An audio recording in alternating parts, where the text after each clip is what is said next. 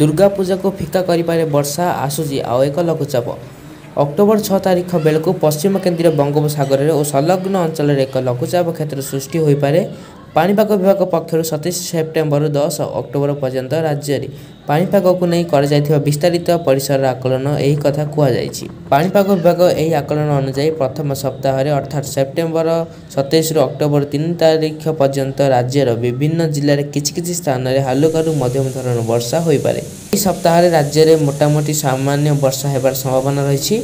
October 4 रु October 10 तारिख पर्यंत अर्थात द्वितीय सप्ताह मध्य राज्यर विभिन्न जिले में किछि स्थान में हालुकारू मध्यम धरण वर्षा हो पारे। अक्टोबर 6 तारिख बेलू पश्चिम केन्द्रीय बंगोपसागर और संलग्न अंचल में एक लघुचाप क्षेत्र सृष्टि हो पारे। यही संभाव्य लघुचाप क्षेत्र नहीं पाणीपाग विभाग पक्षर आउ किछि सूचना दि जाए नहीं। तेबे सही समय दुर्गा पूजा पड़ुथिबारु पार्वण वर्षा फिका करिपारे बोली कहुई।